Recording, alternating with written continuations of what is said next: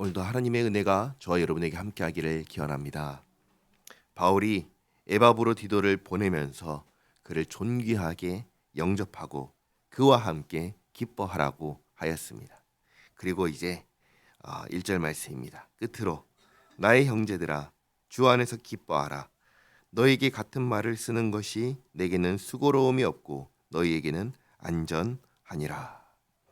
바울이 늘 하던 말을 다시 하고 또 해도 그걸로 교회가 교회다울 수 있고 교회가 안전할 수만 있다면 기꺼이 또 말하겠다. 아무 수고라고 생각하지 않고 기꺼이 말하겠다라고 합니다. 그래서 첫 번째로 주 안에서 기뻐하라. 그리고 이전에 개들을 삼가고 행악하는 자들을 삼가고 몸을 상해하는 일을 삼가라. 몸을 상해하는 일은 할례를 말합니다. 몸에 할례를 행한 사람들이 있습니다. 몸에 할례를 행한 사람들이 할례를 행하지 않은 사람들을 향해서 할례를 받아야지 구원받는다. 그 얘기를 하는 것입니다. 그런 사람들을 염두하며 그렇지 않다. 그 얘기를 합니다. 그러면서 3절에 하나님의 성령으로 봉사하며 그리스도 예수로 자랑하고 육체를 신뢰하지 아니하는 우리가 곧 할례파라. 잘 보시기 바랍니다. 할례의 본래 뜻은 무엇입니까? 할례는 잘라내는 것입니다. 잘라내는 것이 할례예요. 하나님이 없이 살던 인생을 잘라버리고 하나님과 함께 산다는 것을 나타내는 표시가 할례입니다. 몸의 할례를 행했다는 것은 우리가 하나님과 함께 사는 하나님의 백성입니다라는 것을 몸에 새겼다는 것입니다. 그래서 몸에 새긴 그것을 보면서 무엇을 의식하게 하셨냐면 내가 하나님의 백성이다. 나는 거룩하고 의롭게 살아야 한다. 이것을 내 몸에 난 흔적을 보면서 항상 의식하고 살게 하신 것입니다.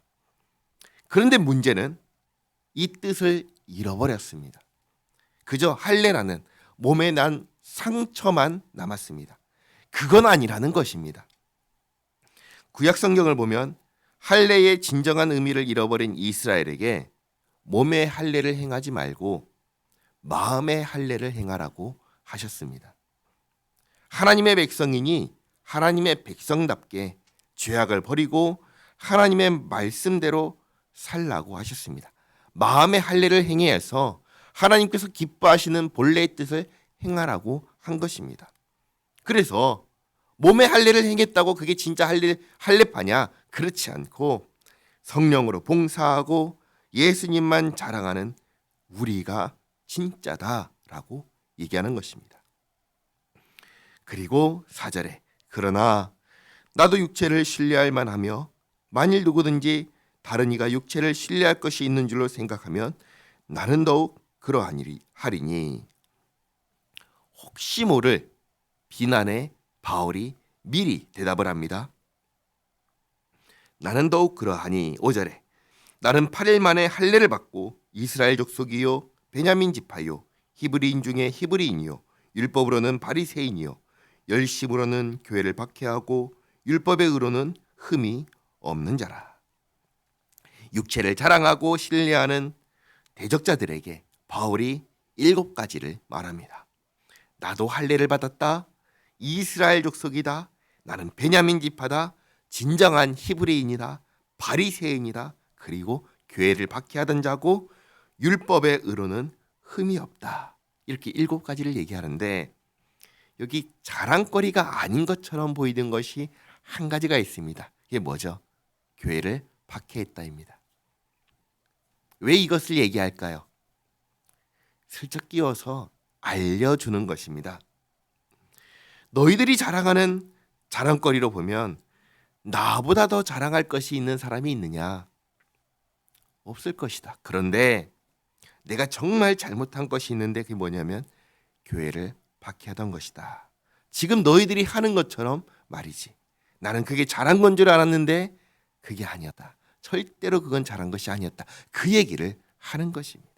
그래서 7절에 그러나 무엇이든지 내게 유익하던 것을 내가 그리스도를 위하여 다 해로 여길 뿐더러 또한 모든 것을 해로 여김은 내 주 그리스도 예수를 아는 지식이 가장 고상하기 때문이라. 지금 대적자들이 자랑하는 할례와 율법의 의로 바울이 서 있었을 때, 그때 바울이 한 것은 뭐냐면 교회를 박해하는 것이었고 예수님을 대적하는 것이었습니다. 그거였습니다.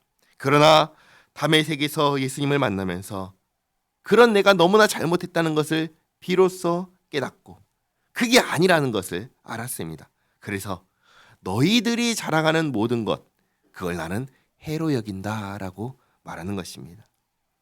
그리고 내가 그를 위하여 모든 것을 잃어버리고 배설물로 여김은 그리스도를 얻고 그 안에서 발견되려 함이니 내가 가진 의는 율법에서 난 것이 아니요 오직 그리스도를 믿음으로 말미암은 것이니 곧 믿음으로 하나님께로부터 난 의라. 바울이 다시 말합니다. 너희들이 말하는 율법의 의로는, 율법의 의로 말하자면 나는 전혀 흠이 없는 사람이지만 그 의로는 나는 흠이 하나도 없는 것이지만 나는 그 율법의 의를 버려버렸다. 배설물로 여기고 해로운 걸로서 여긴다. 왜 그러지요? 할례가, 율법이 예수님을 가려버린다면, 지워버린다면, 예수님을 대적한다면 다 소용이 없는 것이기 때문입니다. 할례는 뭐죠? 할례는, 율법은 뭐죠? 할례와 율법은 다 그림자입니다.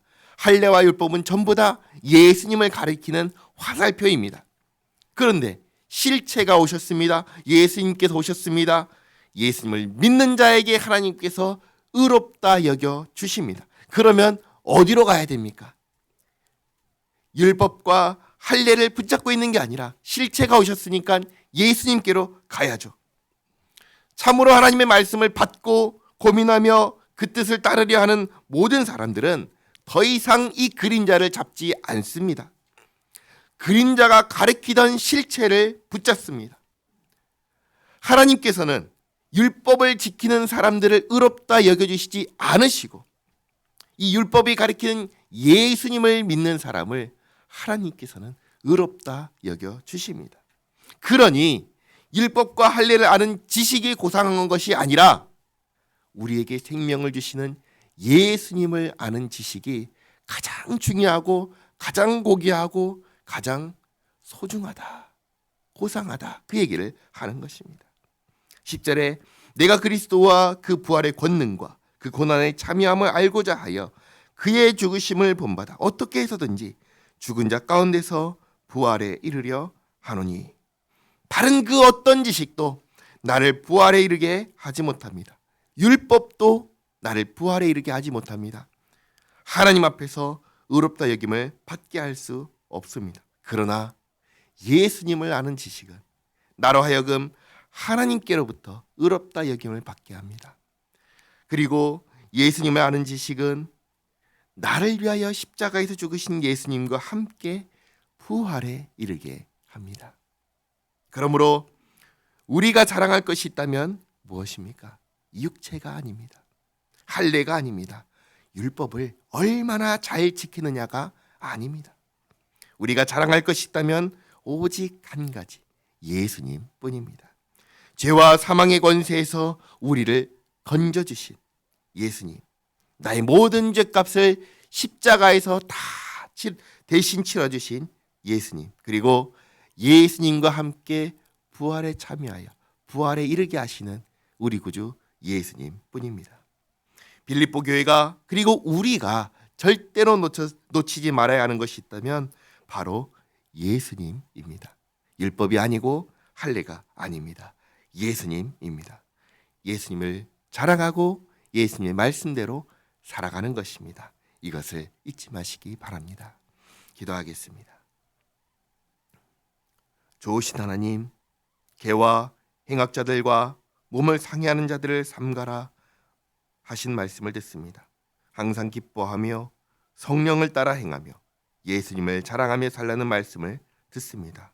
우리가 참으로 그렇게 살기를 원합니다.